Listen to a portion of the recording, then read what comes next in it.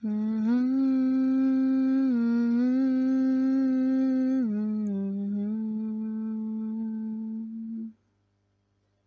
hola, on se retrouve dans ce deuxième épisode de cette série de podcasts que j'ai créé spécialement pour le lancement de Révèle-toi, dont les inscriptions sont donc jusqu'au 2 octobre. Dans ce podcast, on va parler de la sécurité, qui est une clé pour pouvoir nous affirmer et entreprendre le changement.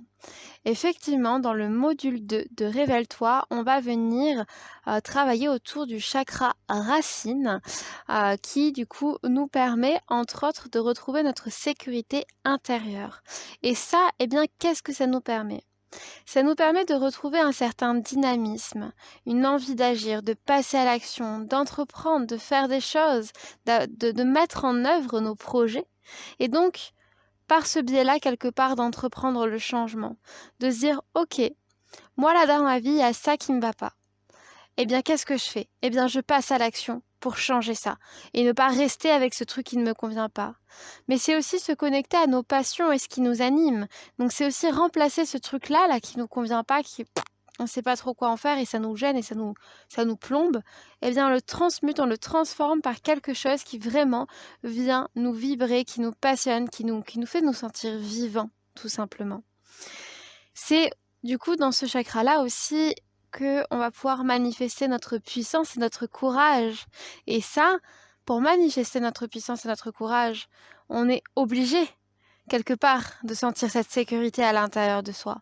Parce que si on se sent en insécurité, on vibre la peur et on n'est pas dans la manifestation de notre puissance. Et d'ailleurs, j'en profite aussi pour parler de la sécurité parce que très très souvent dans la société, je crois que j'en ai parlé dans le dernier podcast, mais je tiens à le rappeler, on cherche la sécurité à l'extérieur de nous. Et il y a un moment donné où, en fait, quand on trouve, par exemple, des personnes ou des situations ou des choses dans une sécurité qui est à l'extérieur de nous, par exemple dans une situation, chez une personne, dans un habitat, dans du matériel, dans différentes choses. Et si un jour la vie nous enlève ça, notre sécurité, elle éclate. Elle est perdue. On se retrouve sans rien. Notre pilier, en fait, qui nous permet d'être bien, n'existe plus. Et c'est là que c'est hyper essentiel pour moi d'apprendre à ce que notre sécurité, elle vienne à l'intérieur de nous-mêmes et qu'elle ne dépende pas de l'extérieur. C'est-à-dire que, quoi qu'il arrive, quelque part, le monde, entre guillemets, peut s'écrouler. Évidemment, je mets de gros guillemets, mais si une situation se débloque d'une situation, enfin, d'une façon que on ne souhaitait pas, ou en tout cas qu'on n'avait pas prévu, ce gros imprévu, un peu comme Uranus qui vient bouleverser tout et on ne sait pas trop comment, eh bien, tant que la sécurité, elle est à l'intérieur de nous, on est capable de faire face à ça. On ne perd pas nos points de repère. Parce qu'on sait que quoi qu'il arrive, on sera en capacité à pouvoir retrouver, tout simplement, notre... s'adapter, repasser à l'action, entreprendre des changements pour pouvoir retrouver une stabilité, quoi qu'il arrive. Mais tout ça vient dans cette sécurité à l'intérieur de soi. Voilà pour cette petite parenthèse sur la sécurité. Mais aussi, du coup, cette sécurité intérieure, qu'est-ce qu'elle nous permet ? Au-delà de ça, eh bien, du coup, elle nous permet d'affirmer notre vision et notre vérité avec vulnérabilité et authenticité. Parce que comme je l'ai dit, ça nous dénude de la peur, des croyances, mais notamment là, j'ai envie de parler de la peur, c'est-à-dire que on n'aura plus peur de dire, moi, je vois les choses comme ça. Ma vision, elle est là, ma vérité, elle est là. Et puis, si c'est pas la tienne, je l'entends, mais ça n'empêche que la mienne, elle est là. Et d'affirmer ça et de ne pas avoir peur de paraître fragile ou de se retrouver dans des positions de fragilité. Par exemple, face à diverses personnes qui ont un avis complètement opposé ou contraire à nous, et ne pas avoir peur de dire, en fait, moi, ma vérité, elle n'est pas comme la vôtre, mais c'est pas grave. Et d'avoir cette authenticité-là, de pouvoir l'affirmer, de pouvoir le dire en toute simplicité, sans forcément venir...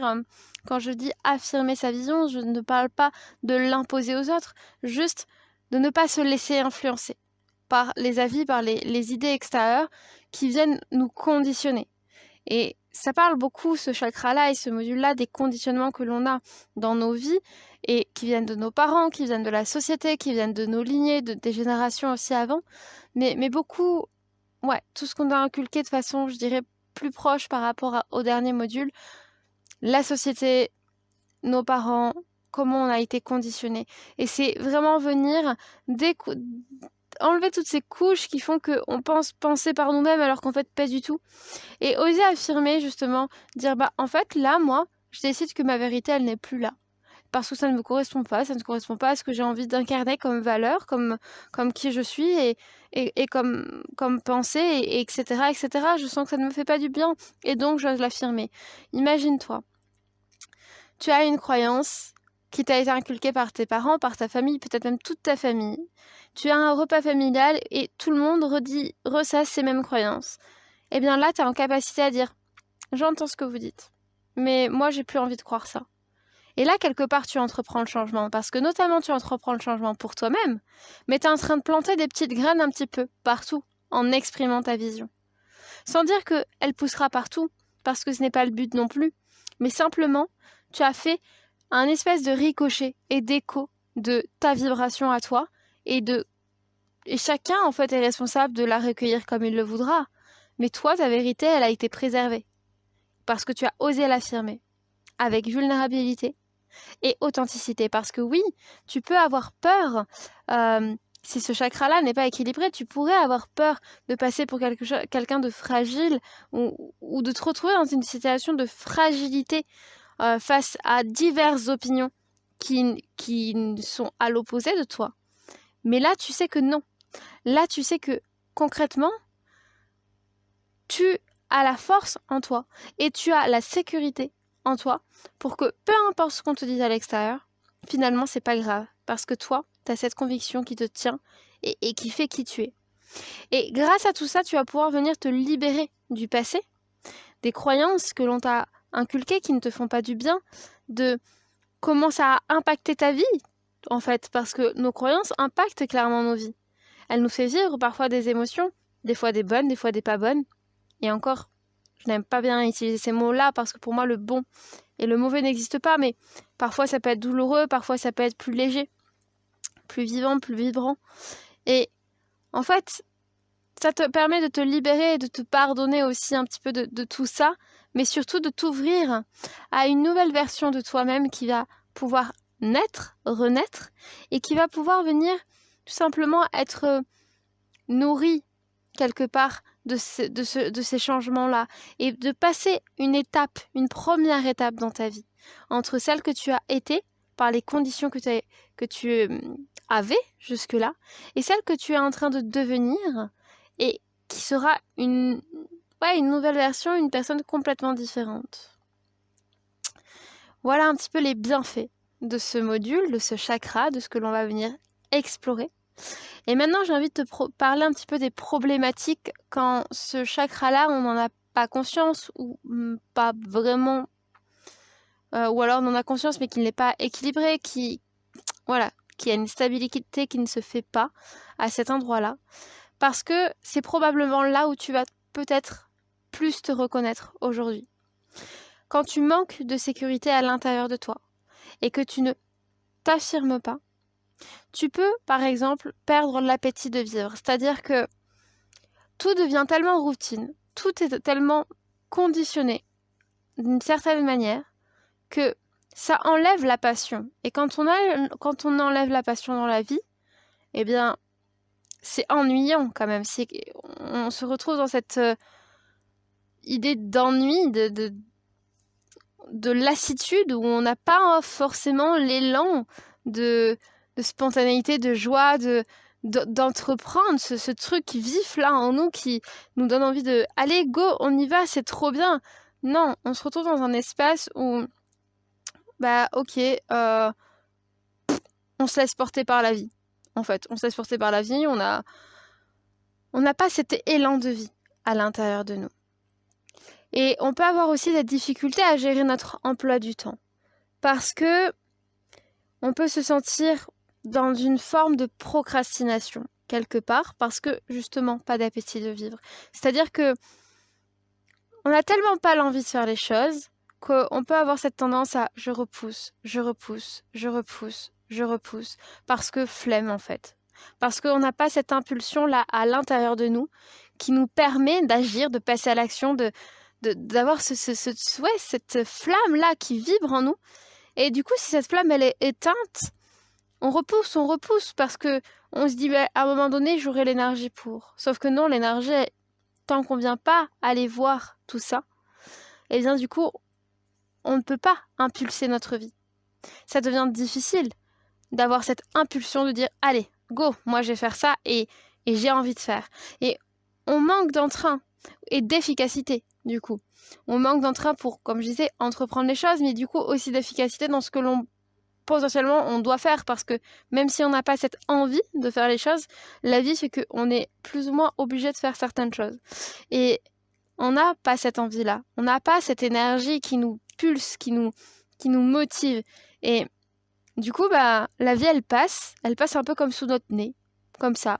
On la voit, on la regarde et bah, ok, en fait, on est déjà là, j'ai pas compris. Et en fait, qu'est-ce que j'ai fait pendant ce temps-là? Bah, rien. Bon, bah, on attendra, quoi. Et ça peut aussi, du coup, amener un certain mal-être social, parce que surtout si on voit les autres autour de nous avancer, impulser leur propre vie, entreprendre des choses, aller de l'avant, et que nous, on a l'impression de stagner, ça peut être assez difficile émotionnellement de vivre cette stagnation et de se sentir en l'incapacité de faire quoi que ce soit. Et là, du coup, c'est un peu qui tout double, mais ça peut venir très appuyer sur le fait que d'avoir des idées comme ça en tête, de dire bon, mais moi je suis qu'une merde et de toute façon ça sert à rien que je fasse quoi que ce soit parce que j'arriverai jamais nulle part, etc. Et d'entretenir cette espèce de cycle qui fait que bah, jamais on a cette flamme qui va se rallumer. Et du coup, voilà. Et du coup, on peut aussi être envahi par des peurs qui viennent inhiber nos actions. Parce que du coup, on peut se dire aussi, oui, non, mais moi, là, si j'entreprends, etc., mais moi, je vais pas y arriver parce que là, je vais manquer de ça, parce que là, j'ai pas les capacités pour, parce que je me sens nulle, parce que bah, je vois bien que les autres y réussissent, mais pas moi, etc. Et du coup, ces peurs-là, en fait, elles viennent vraiment inhiber nos actions, elles viennent vraiment nous casser le peu d'élan qui peut-être potentiellement peut venir, peut être là quelque part. Et il y a aussi le fait qu'on peut être limité par des croyances qui ne nous appartiennent pas. Notamment, je pense que une des grosses croyances qu'on peut retrouver et travailler avec ce chakra, c'est les croyances autour de l'argent. Notamment quand on a des projets comme dans l'entrepreneuriat ou des choses comme ça, mais ou même, je pourrais parler de voyage ou peu importe en fait finalement, mais des croyances qui nous font dire que bah là non en fait si je fais ça, des trucs tout con, par exemple si je fais tel métier, si je rêverais de faire tel métier mais c'est inaccessible, par exemple je sais pas des travails comme être artiste, acteur, de la musique, des choses comme ça, parce qu'on nous a inculqué que bah non faut pas partir là-dedans parce que il y a tellement peu de débouchés que c'est pas un vrai métier. Ça c'est des croyances qui nous ont été inculquées pendant très très longtemps. Sur le fait de dire aussi que si on n'a pas un CDI, on n'aura pas d'argent, donc on va se retrouver sans maison, avec dans la pauvreté, ou on va galérer, ou clairement on va mourir, quoi. Parce que clairement il y a ça aussi derrière.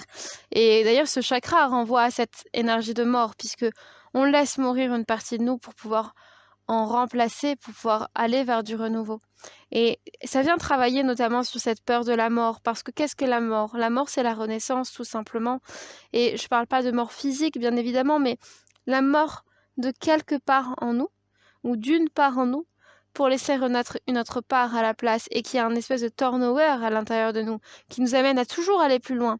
Parce qu'on ne peut pas aller plus loin si on ne lâche pas les boulets qu'on a derrière nos pieds, quoi, à un moment donné. Et du coup, voilà. Et dernier petit point dans ce chakra, c'est le fait qu'on peut se montrer contrôlant. Alors oui, aussi, ce que je voulais dire tout à l'heure, c'est qu'il y avait un moment donné où je voulais parler de la... Ouais, alors, plusieurs choses. On va parler du fait, donc j'étais partie sur l'idée de contrôlant, c'est-à-dire que dans ce chakra-là, on est sur la blessure de trahison. Et quand on se sent trahi ou quand on s'est senti trahi, on peut avoir exercé un certain contrôle sur notre vie.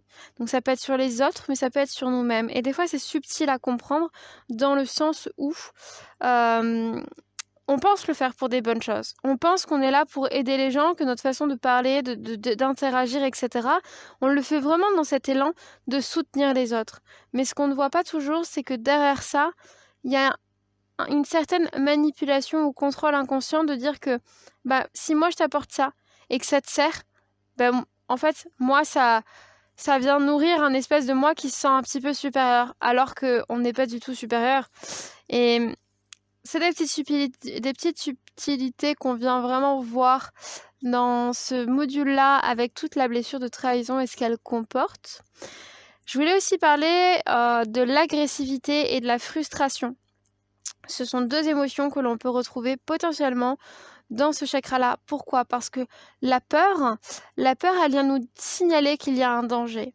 Des fois, c'est des dangers qui n'existent pas, parce que c'est simplement des choses qu'on nous a inculquées, qu'on a entretenues en nous, mais qui dans cette réalité-là, dans le moment présent, ça c'est quelque chose qui est très ancré et qui fait partie de ce chakra, le moment présent, de cette couleur, le rouge, qui vient nous dire que finalement, mine de rien, il n'y a pas besoin. Dans ce moment présent, il n'y a pas besoin de cette peur-là. Et parfois, la peur, son rôle, il est vraiment là et il a une raison d'être. Parfois, la peur, elle est là pour nous dire, ok, là, il y a un danger, il y a un vrai danger. Et c'est intéressant d'aller voir, justement, quel est ce danger. Des fois, c'est un danger sur du long terme où on peut se dire, finalement, ok, là, je peux entreprendre des choses pour que la situation se passe au mieux. Et des fois, c'est sur des choses beaucoup plus dans l'instant présent, dans le moment présent et qui nous dépassent. Et là, le rôle de la peur, c'est de venir nous protéger. Et dans cette protection-là, ce qui peut en découler, c'est de l'agressivité. Ça peut être physique, mais des fois pas que. Ça peut être aussi verbal, pour pouvoir juste se défendre face à ce potentiel danger-là. Et donc, il peut y avoir aussi pas mal de frustration, et ça, je voulais en parler tout à l'heure, avec le fait, par exemple, entre autres, d'avoir du mal socialement parce que on sent que tout le monde, effectivement, interagit, a de l'action, avance dans sa vie, etc. Puis pas nous. Évidemment, on peut se sentir frustré, ça me paraît assez évident. Mais il peut y avoir d'autres choses. Du coup, voilà. Ah oui, et dernier petit point, que je n'ai pas précisé, donc les couleurs de ce chakra. Tout à l'heure, j'ai parlé du rouge. Le rouge qui est la couleur du sang, qui nous ramène à cet esprit guerrier et sauvage qu'on retrouve dans ce module-là. Et qu'est-ce qu'on entend par guerrier sauvage ? On entend quelque part, surtout sur le mot sauvage, le fait de se dénuder des croyances pour revenir à une essence pure et brute. Et aussi, du coup, la deuxième couleur, c'est le noir, qui, elle, correspond à la mort, qui correspond à nos parts d'ombre, donc la mort de nos parts d'ombre, pour pouvoir, après, laisser place à d'autres choses, à d'autres couleurs. Du coup, voilà, je voulais faire ce petit point-là. Et donc, du coup, dans ce module, on va venir donc explorer, comme j'ai dit, le chakra racine. Et pour ça, on va à nouveau venir découvrir les multifacettes de ce chakra à travers divers symboles, comme je disais, donc les divinités, les runes, planètes, cartes de tarot, archétypes et bien d'autres. À travers, évidemment, les couleurs, donc le rouge et le noir. Des pierres et des cristaux qui à la fois nous permet, comme je disais, de venir découvrir d'autres facettes de ce chakra-là, mais qui peuvent être aussi un soutien dans ce module pour notre processus intérieur qui est personnel à chacune. Et pareil avec les plantes et les huiles essentielles, exactement la même chose. De la méditation pour venir justement laisser émerger des choses de l'inconscient finalement. C'est assez impressionnant. Moi, je me souviens que c'était pour le chakra-gorge où j'avais fait une de ces méditations et où 1 an plus tard, en relisant, je m'étais rendu compte que tout ce que j'avais fait dans la méditation, c'était mine de rien finalement manifesté dans ma vie, alors que c'était complètement dans l'inconscient. J'avais complètement oublié cette méditation. C'est 1 an plus tard, en relisant, que je me suis dit, mais c'est exactement ce qui vient de se passer cette année. Donc c'est vraiment, pour moi, la méditation, le fait d'aller laisser travailler l'inconscient. On n'est pas dans le mental, on est dans cette partie intuitive de nous qui finalement sait, et on vient la nourrir de petites choses comme ça. Et les choses, elles se découlent petit à petit avec le temps. Des rituels d'introspection avec des questions pour aller venir creuser à l'intérieur de nous d'un espace qui est plus conscient du coup, et aussi des tirages pour pouvoir aller faire ressortir et avoir des choses concrètes qui peuvent ressortir de notre inconscient pour le coup, avec lesquelles on pourra interagir et avancer. Aussi des pratiques donc dans le corps comme le chant, la danse et les massages corporels. On travaillera donc avec la couleur rouge pour ces massages-là.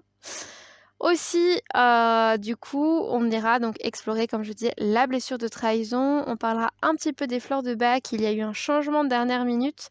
Luna ne pourra pas animer finalement du coup cette session, cette année-là, c'est 9 mois.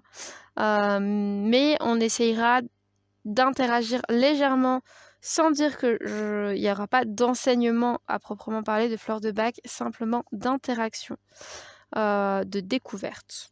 Voilà, et je pense que je les découvrirai du coup en même temps que vous, donc on verra comment ça se passe. Et du coup, tac. Et donc, très important dans ce module et qui est spécifique à ce module-là, c'est la découverte des messages du corps. Parce que ce chakra-là, c'est donc le chakra de l'ancrage, de la stabilité. Et mine de rien, et bien du coup, pour moi, on parle souvent du fait de s'ancrer par la terre, la connexion à la terre, ce qui est vrai pour le chakra terre. Mais pour moi, ce chakra-là, le meilleur moyen de s'ancrer, c'est de se reconnecter à son corps et à ses ressentis corporels. Donc on va venir explorer tout plus ou moins plein de vocabulaire en tout cas qu'on peut utiliser pour venir développer et exprimer nos ressentis corporels et se reconnecter à chaque partie de notre corps pour pouvoir justement comprendre ces messages et etc. Donc du coup voilà. Du coup, ouais, comme je disais, donc pour Révèle-toi, les inscriptions sont jusqu'au 2 octobre à minuit. Donc le lien sera disponible en story, mais sinon il est essentiellement disponible sur Instagram dans le lien qui est dans ma bio. Voilà. Et ne pas du coup, hésite pas surtout à partager ce podcast aux personnes en qui ça peut résonner, des personnes qui auraient besoin de mettre une impulsion dans leur vie, de passer à l'action, de faire des choses et se dire ok, c'est le moment, maintenant j'y fonce et go quoi, et qui ont besoin de cette petite étincelle, que quelqu'un vienne gratter les pierres pour rallumer ce feu ou amener du bois pour nourrir ce feu, je ne sais pas. Du coup voilà. Du coup c'est parti, et puis n'hésite pas aussi à venir répondre dans ma story demain pour les petits quiz, les petits sondages, les petites questions et tout, pour interagir dans cette idée de jeu et me soutenir aussi. C'est important pour moi parce que si je ne vois pas vos interactions, je ne vois pas que ça intéresse quelqu'un. Et donc c'est important pour me motiver. Même si j'ai envie de le faire, j'ai beaucoup d'envie de le faire, mais c'est vrai que c'est toujours important d'avoir cette résonance en face et de voir qu'il y a de l'interaction. Du coup voilà, et puis on se retrouvera aussi demain pour du coup le deuxième live de danse dans lequel on va travailler encore avec les runes, mais du coup ce ne sera pas les mêmes et je dévoilerai ça demain. Voilà, je te souhaite une belle journée, une belle soirée, je ne sais pas quand est-ce que tu écoutes ce podcast, et du coup je t'envoie plein d'amour et surtout plein d'énergie et de feu pour pouvoir faire grandir cette flamme en toi pour entreprendre le changement dans ta vie. Gros bisous.